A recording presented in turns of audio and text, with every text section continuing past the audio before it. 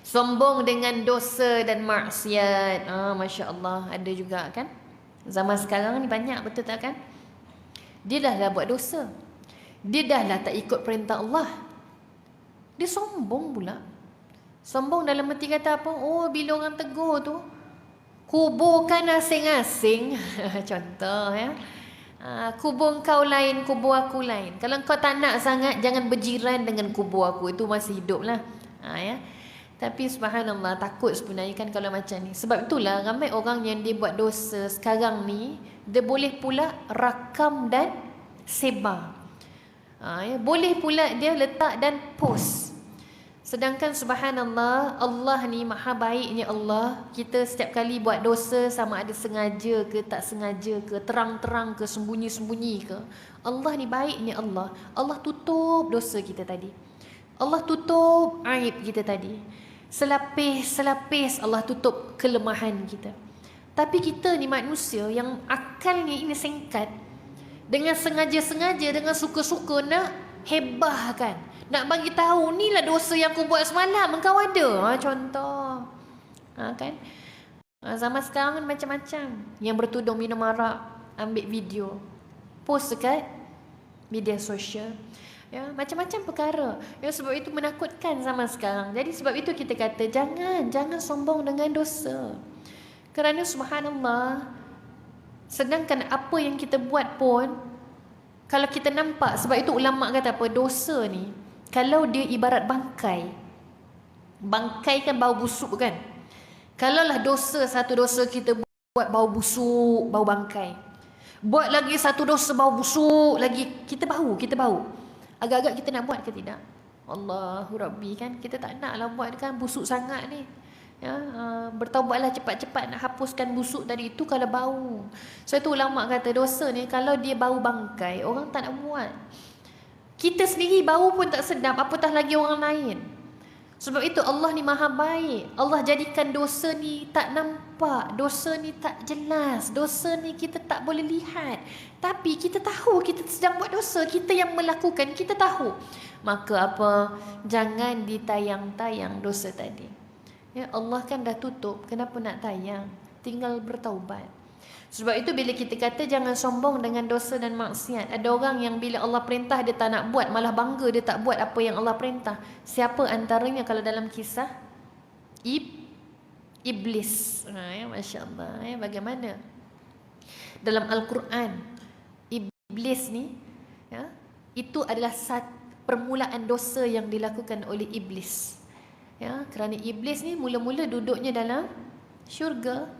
Kerana satu perintah ini yang dia tak ikut, yang dia tak taat, dia dibuang daripada syurga. Ini merupakan satu dosa pertama yang dia buat. Hinggakan dia berjanji dan dia minta pada Allah. Sebab itu suka saya sebut ni. Bila ada ibu-ibu kata, Ustazah doakan anak saya, Ustazah, anak saya sekian. Masya Allah. Saya kongsi sikit ni. Semalam klien saya, dia datang tu, dia bawa masalah lah. Ya. Dia cerita pasal suami dia cerita pasal anak-anak dia. Nak pendek ceritanya begini ya. Sepanjang perkahwinannya dah 35 tahun. Tapi sepanjang perkahwinan suaminya sibuk, kemudian perkahwinan 35 tahun tadi sering bergaduh dan sebagainya. Anak-anak membesar dalam suasana begitu. Ya. Dan sekarang anak-anaknya semua dah 20 tahun ke atas, lelaki dan perempuan. Jadi apa yang berlaku bila ibu tadi dia terlalu, zaman muda dulu masa anak-anak kecil, mak ni dia sibuk jaga suami, betul tak? Kan? Jaga suami buat masalah, kita risau nangis sebab suami marah, sebab suami semualah. Jadi tak ambil peduli pasal anak. Terlepas, masa tu dah terlepas ya. Sebab duk sibuk fikir pasal suami tak balik, suami ada skandal lah ni masa zaman dulu-dulu. Jadi bila terlepas masa dengan anak tadi tak ada bonding, attachment, hubungan dengan ibu. Maka bila anak-anak besar, anak-anak buat haluan sendiri, ada masalah, maka ibu tadi dia kata, Ustazah tolong, macam mana saya nak bagi tahu ke anak-anak.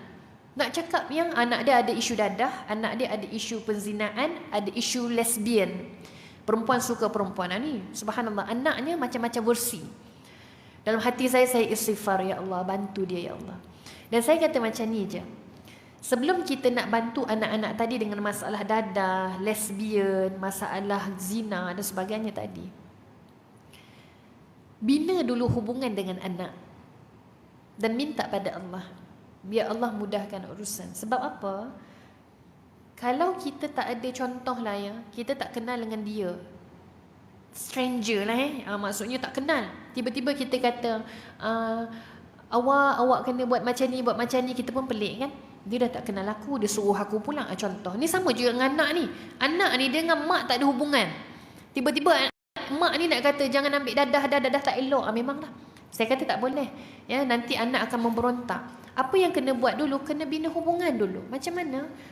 Kenalah ya, ambil masa duduk dengan anak. Bila anak dah selesa dengan kita, dah ada hubungan, baru benda yang kita nak sampaikan tadi sampaikan. Tapi dia proses. Sebab itu subhanallah, bila kita sebut balik tentang tadi ya, dosa, perkara-perkara yang kita buat ini ya, la haula wala quwata illa billah ya, bila kita lakukan satu dosa ini boleh dia menjerat kita betul. Tapi baiknya Allah, bila saat kita bertaubat, bila saat kita minta ampun, banyak mana pun dosa kita sebelumnya, Allah hapus, Allah padam, moga-moga ya. Jadi sebab itu jangan sombong dengan dosa, jangan sombong dengan maksiat ya, kerana iblis itu dilaknat oleh Allah kerana kesombongan dia.